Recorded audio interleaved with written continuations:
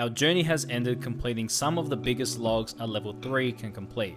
We now move on to the greatest grind so far that will require me to level up in combat. Welcome to the Extreme Collection log. So if you guessed the Moons of Peril as our next green log, you are correct. With the Moons of Peril, it's actually one of the best mid-tier gear that you can actually get for your account. Of course, there is barrows, but unfortunately, you do have a chance of getting the duplicate items. But when it comes to actually doing the Moons of Peril, you don't get duplicates until you've actually completed the whole set, which is actually quite helpful for the account. So I really do hope that we can go through and greenlog this within a good amount of kill count. I don't know what the actual rate is, but I will hopefully do my best to look into that just to see how long it could possibly take us to greenlog the Moons of Peril. Now, before we do jump into this, there's going to be one passive item I do want to get and also one quest I will need to complete in order for me to actually go through and do the Moons of Peril. But before we do any of that, before we get that one passive item and the quest, we got a whole bunch of Scarious Spines that we actually need to use up. So I'm going to trade Historian Aldo and I'm going to see how much prayer experience I'm going to get after using up all 31 of our Scarious Spines. So let's see how much experience we can get. We're starting off at level 82 prayer with 86k experience left. Let's see if we might be able to get ourselves a level with this. It looks like with the first full inventory, we were able to get 83 prayer, no combat level. We still have some in the bank, so let's go and quickly grab that. So let's trade Aldo the rest of the spines, and that is all of them used up. So in total for all the experience we gained from that, that was 108k prayer XP.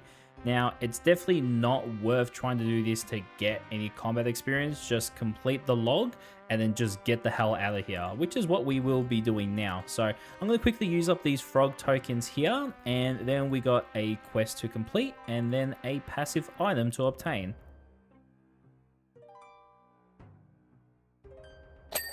Hello, Sulfur Blades. All right, well, that's something I was actually just waiting to get. That was our passive item, considering that in this area here, these guys are the only one that do drop it. So as long as I got this out of the way, now I can actually go through to, well, do the quest.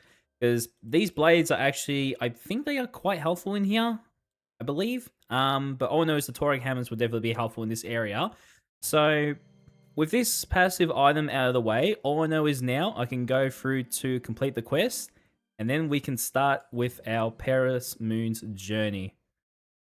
The Moons of Peril was released into Old School RuneScape on the 20th of March 2024, and with it came 3 new bosses, each tied to their own gear sets. First up is Eclipse Moon, weak to stab, and giving us the Eclipse set. Next is Blue Moon, weak to crush, which gives us the Blue Moon set. And finally, the Blood Moon, weak to slash, offering the Blood Moon set. Each kill on a single moon boss gives you a 1 in 56 chance at one of their unique items. If you take down 2 bosses in the same run, that chance improves to a 1 in 28.3. And if you clear all 3 moons, you'll have a 1 in 19 chance at a unique. But the best part about Moons of Peril is the duplicate protection. Once you receive a unique piece from a moon set, you cannot get that same item again until you've completed the entire set. So with that in mind, let's jump in and see how we do completing the Moons of Peril collection log. So this is our setup that we are going to be going through for the Moons of Peril. At the moment, we just got a Dragon Scimitar just because there is a combat achievement to just only use the D-Skim. So while I'm trying to complete the quest, I might as well actually go through and just use the Dragon Scimitar this whole time. So we can get that combat achievement out of the way, and then we can start just abusing our Zombie Axe, our Dragon Dagger, and finally start using the Colossal Blade, since I'm pretty sure from what the wiki is telling me, it is actually a pretty good weapon for the Eclipse Moon boss, so we definitely will be trying that out. Now, just before we do go through to complete the quest, thanks to us trying to get the Sulfur Blades, we did get some hard clues. Unfortunately, we're only able to complete one because it asked me to get the Rune Heroic Helm. So we only have one hard clue to complete before we actually go through to never get a clue scroll ever again. The only time we're going to have to come out is just to repair our barrow sets. So let's see what we can get from this one hard casket. Oh, okay. Well, we get ourselves the Cyclops head, so that is quite nice to obtain. So we start off with a clog item, which is great, but we want to try and green log just the, just the Moons of Peril here. So let's go straight in with our Dragon Skim. Let's complete the quest, and let's see what we can get from our very first chest. So once we finish speaking to this NPC here, this is going to be the Perilous Moons quest completed. And we get 62 Slayer, so we got 2 Slayer levels, I think. And also got a rune crafting level. Awesome. So since we've already technically done the bosses, we can go and loot the chest. But I'm going to make sure that I have all the gear that I actually need for this. And then we'll go open up our first chest. So we might as well check to see what's going to be in our very first chest for the video here. So let's have a look to see what the Lunar chest has for us. Alright, well, we do get the Atlatl Dart as our very first clog item. I am completely fine with that. Let's just go and bank all of that. And we also get another combat achievement as well, which is the Lunar Triplet. When we actually did finish the quest, I forgot to mention we did get 3 of the combat achievements as well. So we got 4 done so far. So now it's just all about trying to get the items. So good luck to us for the, for us to try and green log the Moons of Peril. Ooh, what a good start. Okay, Blue Moon chestplate as our actual very first unique here. So go and bank that. Nice little update there. The boys will be able to see us get our very first item at 8 kill count. No fucking way. Okay, Blood Moon chestplate. And the funny thing is as well, someone in my Twitch actually guessed that the next item I would be getting was the Blood Moon body. So if you can predict, I don't know, the dual muckle heaters, the boppers, then that will be very, very nice. Oh, hell yeah. Got ourselves the Blue Moon Spear, and I actually did want to get this item to bring with me just so I can finally get this Betrayal combat achievement done. So now I can actually use it. And with this Lunar chest here, that is KC number 50. And one more big hit, and that is level 97 strength. Just 2 more levels to go. Oh, sweet. Alright, that's our first Eclipse Moon item. So now we have at least 1 of everything. We got 2 Blue Moon, 1 Blood Moon, and 1 Eclipse now. And when this Lunar chest opens, that is kill count 100. Oh, finally a new item, man. That was 67 dry for a new item. And we got the Eclipse Atlatl. So now I'm just missing the Muckle. I still can't even say the name.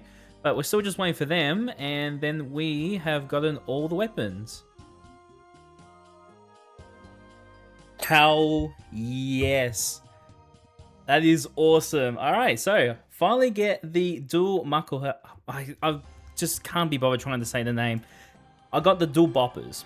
That's about it. And the beauty of these is that I can actually use these over the Torag hammers, and I don't have to worry about these degrading anymore. So I think this just has to stay in that inventory. But also as well, if we go and have a look into the log, that is all 3 weapons done.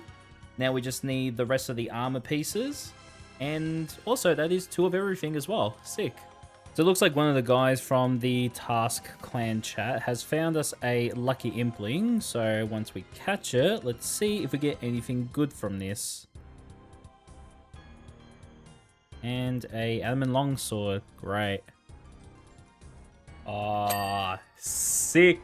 Alright, that is 3 out of 4 for the Blue Moon. But now we got the helmet. So all we're missing is just the legs and also 150 kill count.